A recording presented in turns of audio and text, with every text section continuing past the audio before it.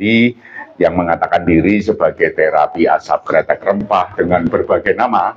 Bahkan ada juga komunitas yang membuat akun terapi asap rempah asap Magelang. Itu bukan bagian dari komunitas kita. Jadi komunitas kita memang tersebar mulai dari Papua juga sampai di ujung Sumatera, itu juga ada di Kalimantan, bahkan sampai Timor Leste kita juga ada terapis-terapis kita di sana. Lalu di luar itu banyak yang mengaku juga sebagai komunitas terapi menggunakan rokok yang sama tetapi yang belum diproses di Karangdaleman ini. Jadi kami tidak bertanggung jawab atas kelompok-kelompok atau komunitas itu yang sangat juga menyemarakkan di media sosial. Ada kelompok-kelompok macam-macam lah, saya tidak sebut di sini. Jadi kalau Bapak Ibu mau juga untuk mengkonsumsi rokok yang sudah diproses, itu silahkan untuk melewati jalur atau jejaring yang sudah tersedia. Tetapi kalau membeli di tempat-tempat umum dan seterusnya, itu biasanya belum terproses. Bedanya apa? Rokok yang sudah terproses dan yang belum terproses. Yang belum terproses, rokoknya sama. Ada juga Sikagol, ada juga Habat, ada juga TCK, ada juga TM, dan seterusnya. Itu dari hasil uji lab, residu kimianya masih tinggi.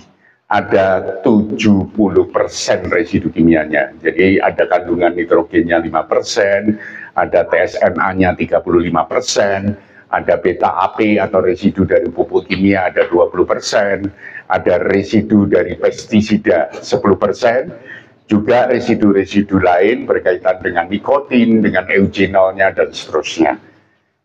Jadi dari hasil uji lab, rokok yang belum diproses dengan metode ionisasi, lalu fermentasi non-konvensional dan difusi senyawa volatil, itu masih memiliki kandungan senyawa-senyawa yang sangat berbahaya untuk tubuh.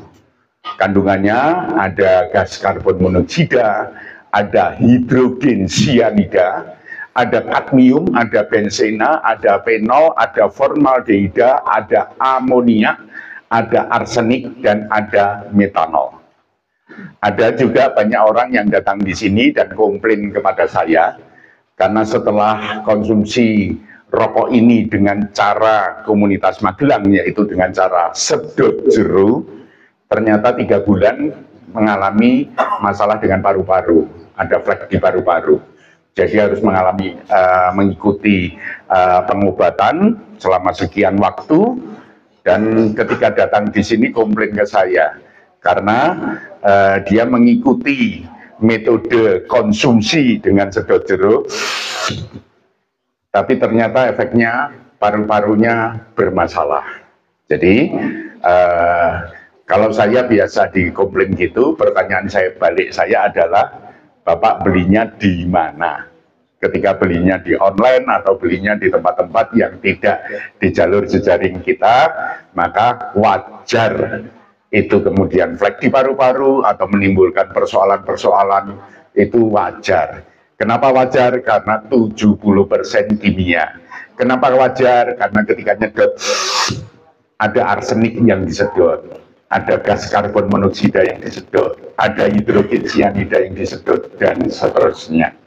Jadi rokok rempah yang di komunitas kita ini memang dari awal kita mencoba untuk merisetnya, lalu kemudian kita menambahkan bahan-bahan rempah tambahan dan memproses dengan tiga metode, 3 tahapan, sehingga rokok ini dari hasil uji lab itu bersih dari residu kimia. Jadi residu dari gas karbon monoksida, hidrogen sianida, kadmium, ada arsenik, dan seterusnya bersih, tidak ditemukan. Bahkan dengan uji dari smoking mesin, itu di rokok kita no pollutant evidence, jadi tidak ditemukan polutan berbahaya. Itu satu. Lalu yang kedua, di rokok kita ada nikotinnya, ada. Tetapi nikotinnya setelah diproses itu berubah jenis nikotinnya. Nikotin sebelumnya jenisnya adalah beta-piridil AN-metilpirodilin. Jadi itu nikotin yang bersenyawa dengan logam berat. Jadi kalau pada rokok-rokok pada umumnya dan rokok ini sebelum diproses, nikotinnya jenisnya adalah beta-piridil AN-metilpirodilin. Nikotin yang bersenyawa dengan logam berat. Jadi ketika kita konsumsi dengan kita tarik, kita sedot panjang, maka nikotin yang masuk dalam paru-paru mengandung logam berat. Maka kalau pada rokok-rokok pada umumnya orang tidak nyedot habis. Jadi narik, habis itu ditiup, asapnya dibuang. Kenapa? Karena kalau asapnya disedot habis bisa sesak napas. Kenapa sesak napas? Karena kandungannya atau nikotinnya juga membawa logam berat dan itu kemudiannya menempel di paru-paru.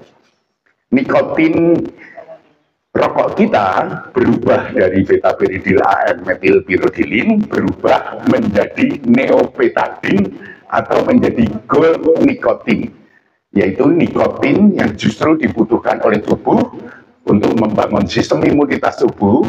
Dari salah satu jurnal farmasi bahkan gold nikotin atau nikotin murni itu mampu melokalisir sel-sel kanker, khususnya kanker kelenjar getah bening. Ya, dan nikotin itu tidak akan nempel di paru-paru karena gold nikotin atau nikotin murni itu titik leburnya sangat rendah, jauh di bawah suhu tubuh manusia, yaitu minus 79 derajat Celcius. Jadi tidak akan menggumpal dan tidak akan menimbulkan flek di paru-paru. Yang jadi flek di paru-paru adalah adalah logam-logam berat yang dibawa oleh nikotin.